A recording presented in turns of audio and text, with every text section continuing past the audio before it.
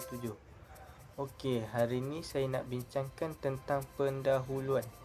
Okey, pengurusan papasan adalah perkara utama dalam pengurusan sebuah organisasi kerana ia menyumbang kepada kejayaan menyeluruh dalam pelbagai cara.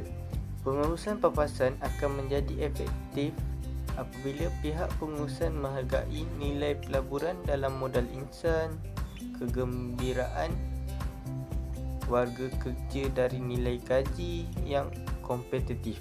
Merancang pakej papasan yang menarik dan berdaya saing merupakan tugas utama pegawai sumber manusia. Kajian kes sara hidup dan standard kehidupan menjadi satu keperluan dalam menentukan apa yang perlu ditawarkan.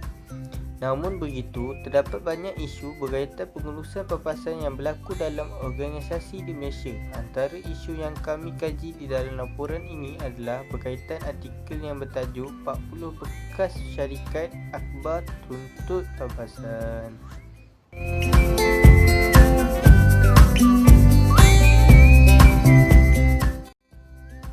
Dari segi rumusan pula ialah, papasan merupakan salah satu faktor penting dalam organisasi kerana berdasarkan definisinya, papasan merupakan satu alat yang menghubungkan pekerja dan majikan. Isu papasan sering menjadi bualan hangat di setiap mulut pekerja di seluruh negara yang bekerja di mana-mana industri di Malaysia.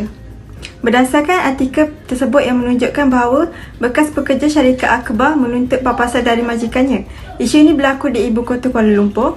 Mengikut artikel ini, seramai 40 orang pekerja sebuah akhbar tempatan berbahasa Tamil telah ditindas oleh bekas majikannya di mana mereka tidak menerima sebarang bayaran pampasan yang dijanjikan. Malah majikan tersebut tidak membayar wang caruman Pertubuhan Keselamatan Sosial iaitu PKSO dan caruman kumpulan wang simpanan pekerja iaitu KWSP. Okey, menurut sumber yang ada, keadaan ini akan jadi sangat rumit apabila pekerja dia start bertanya kenapa pihak PKSO dan KWSP dia tak ambil tindakan atau buat siasatan dekat majikan yang dah ada rekod semakan yang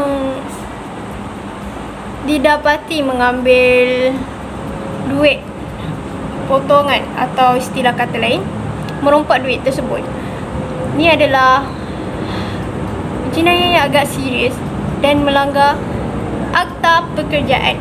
Oleh itu, bekas pekerja syarikat akhbar telah bersepakat untuk membuat laporan polis dan memfailkan saman ke atas majikan mereka supaya nasib mereka dapat dibelek kerana berdasarkan bukti yang cukup jelas yang menunjukkan mereka telah ditindas oleh majikan mereka tersendiri. Isu pampasan ini amat diambil serius oleh pekerja kerana ia melibatkan wang dan beberapa perkara yang penting.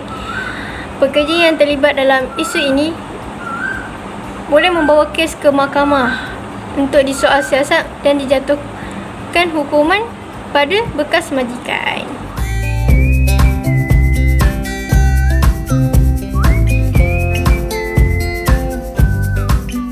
Akan membincangkan tentang kajian kes. Untuk menyelesaikan isu, bagi artikel yang kami kaji iaitu seramai 40 orang bekas pekerja sebuah akhbar tempatan berbahasa Tamil tidak menerima pampasan seperti yang dijanjikan oleh majikan dapat dikaitkan dengan model barang gaji dasar strategik pentadbiran.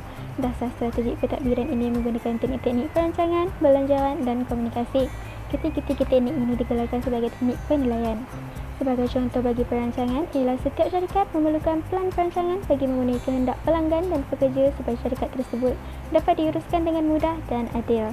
Teknik pertama yang digunakan dalam dasar strategik pentadbiran ialah perancangan. Perancangan perlu dibuat untuk menghadapi sesuatu situasi seperti situasi COVID-19 yang rata-ratanya syarikat tidak mampu menanggung kos gaji pekerja oleh kerana kejatuhan ekonomi dunia. Apabila sesebuah syarikat tersebut mempunyai perancangan, sudah semestinya majikan dapat menguruskan pentadbiran menjadi lebih mudah dan teratur. Teknik kedua yang digunakan dalam dasar strategik pentadbiran adalah belanjawan. Syarikat perlu membuat perancangan belanjawan mengikut keupayaan ekonomi syarikat seperti OT, bonus, sekolah, elang dan lain-lain. Sebagai contoh, jika sesebuah syarikat ingin memberi bonus kepada pekerja mereka, syarikat tersebut perlu merujuk kepada plan perancangan belanjawan yang telah dibuat tentang keuntungan dan kemampuan syarikat sebelum memberikan bonus kepada pekerja untuk mengelakkan terjadinya risiko kerugian kepada syarikat. Okey. Bagi teknik yang ketiga pula, teknik yang digunakan adalah dasar strategik pentadbiran, ialah komunikasi. Dalam sesebuah syarikat komunikasi, sangat penting untuk mengetahui sama ada seseorang itu berpuas hati atau tidak sepanjang berada di dalam organisasi ini. Selain itu, pihak majikan yang harus berkomunikasi dengan pihak akauntan untuk mengetahui tentang aliran keluar masuk duit dalam syarikat sama ada berada dalam keadaan stabil ataupun tidak.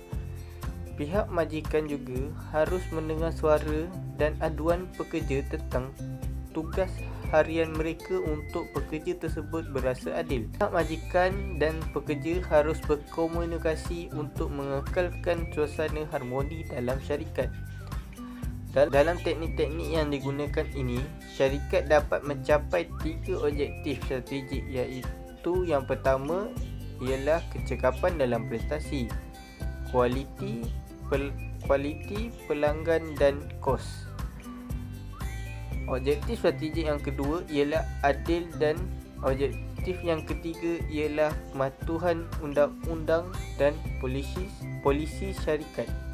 Sekiranya ketiga-tiga objektif ini diabaikan, maka sebuah organisasi itu belum terlihat sempurna kerana tiada pekerja yang merasakan ia adil.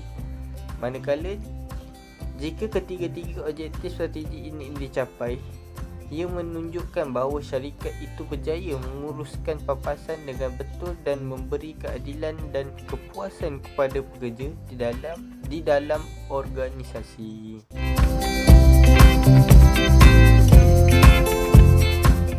Kesimpulan daripada projek hands-on pengurusan papasan, sebagai seorang pengamal sumber manusia, perlulah menguruskan papasan dengan betul untuk kepuasan pekerja. Kerana pekerja di dalam organisasi merupakan aset yang paling penting untuk meningkatkan produktiviti organisasi serta membolehkan organisasi untuk bersaing di dalam pasaran. Jika papasan tidak diuruskan dengan betul, pekerja mungkin tidak akan berasa bermotivasi untuk meneruskan kerja dan menyebabkan organisasi akan mengalami kerugian yang banyak. Based on kajian yang kumpulan kami telah lakukan, 40 bekas pekerja akhbar tidak mendapat papasan selama 3 bulan yang telah janjikan oleh majikan. Perkara seperti ini tidak seharusnya berlaku ke atas pekerja kerana mereka merupakan sebahagian penyumbang yang besar kepada organisasi. Malah, majikan perlu menyediakan wang simpanan untuk pekerja di dalam organisasi jika berlaku masalah di masa hadapan. Terima kasih.